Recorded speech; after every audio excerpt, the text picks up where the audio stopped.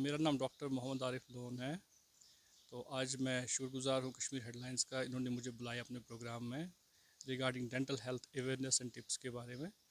देखिए, सोसाइटी में और पर्टिकुलर पब्लिक जब भी एक डॉक्टर के पास आती है, डेंटल डॉक्टर के पास डेंटल प्रॉब्लम्स लेके, उनके दांतों में या तो कैलकुलस रहता है, या तो केरीज होता है, या तो उनको दांत निकालना होता है, या तो दांत लगाना होता है, या छोटे बच्चों में ब्रेसेस का इशू होता है। मोस्टली यही प्रॉब्लम्स आते हैं पेशेंट लेके एक डॉक्टर के पास।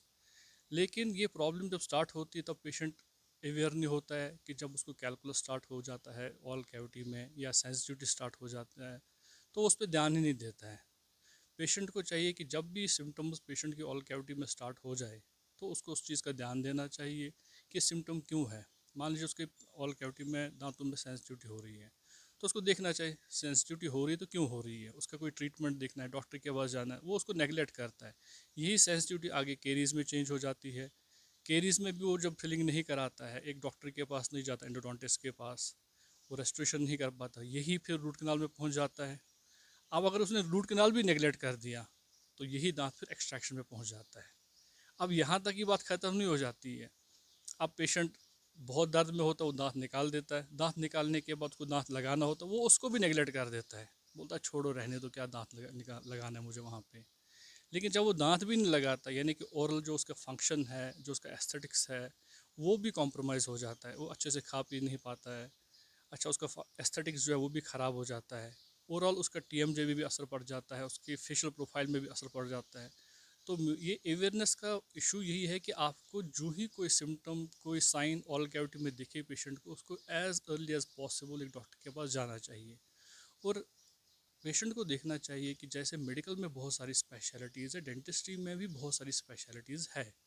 जैसे हमारा एंडोडोंटिक्स हो गया, जैसे ओरल सर्जरी हो गया, प्रोस्टोडोंटिक्स हो गया, ओरल मेडिसिन हो गया, पीरियोडोंटिक्स हो गया। तो अलग अलग स्पेशलिटी का डॉक्टर अवेलेबल है। आपको चाहिए कि एक स्पेशलिस्ट के पास जाइए, या ऐसे डॉक्टर के पास जाइए, ग्रेजुएट के पास भी जा सकते हैं आप, जिसको अच्छा अपना काम आता है, जो अपना ट्रीटमेंट अच्छे से कर सकता है पेशेंट का।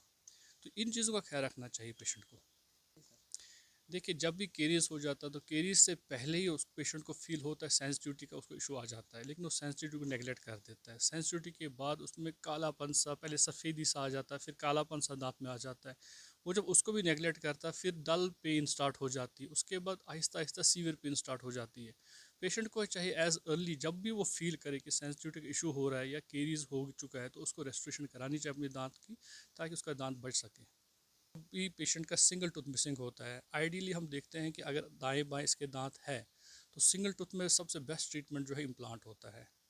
अगर पेशेंट की कैपेसिटी है और वो सर्जिकल प्रोसीजर चाहता है कि हो जाए, तो हम इम्प्लांट लगा सकते हैं उस केस में। कभी कभार पेशेंट बोलता है मुझे सर्जरी नहीं करनी है, तो उस केस में हम फिक्स डेंटल प्रोस्थेसिस, जिसको हम फिक्स टीथ बोलते हैं, वो भी लगा सकते हैं। इसमें जहाँ पे पेशेंट को गुजारा नहीं होता है, उसकी फाइनेंशियल कैपेसिटी उतनी नहीं होती है, उस केस में हम क्या करते हैं कि एक रिमूवेबल डेंचर लगा देते हैं। तो ये ट्रीटमेंट ऑल्टरनेटिव्स अवेलेबल है जहाँ पे भी दांत लगाने की रिक्वायरमेंट है। सर जो नया इम्प्लांट है उस हवाले से थोड़ा डिटेल सकते हैं सर। देखिए, पिछले 10-12 साल से मार्केट में अभी बहुत सारे डॉक्टर्स अब इम्प्लांटोलॉजी में आ चुके हैं और इम्प्लांट्स अच्छे से कर रहे हैं। अल्हम्दुलिल्लाह अच्छी बात है, कश्मीर में बहुत सारे डॉक्टर्स अच्छे से इम्प्लांट कर रहे हैं, और ये इससे आवाम को ही फ़ायदा पहुंचता है, सोसाइटी को इन पर्टिकुलर फ़ायदा पहुंचता है। इम्प्लांट एक रिसेंट ट्रीटमेंट प्रोसीजर है, पिछले 10-20 साल से आया हुआ है। इसमें क्या करते हैं कि विद इन द बोन हम एक स्क्रू सा डाल देते हैं, जिसको हम बोन में थोड़ा टाइम देते हैं हील होने के लिए, जिसको ऑस्टियोइंटीग्रेशन बोलते हैं।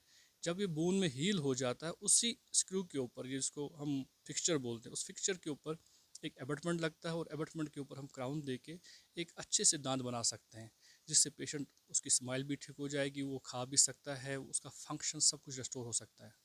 सर एक क्वेश्चन और रहेगा, जी। डेंचर पेशेंट के हवाले से थोड़ा डिटेल सकते हैं सर। देखिए, जो डेंचर पेशेंट हमारे पास आते हैं, पर्टिकुलरली ओल्ड एज पेशेंट्स होते हैं, 60s प्लस या 70s प्लस या 50s प्लस, डिपेंड करता है कि किसका कब लॉस हो जाए टीथ का।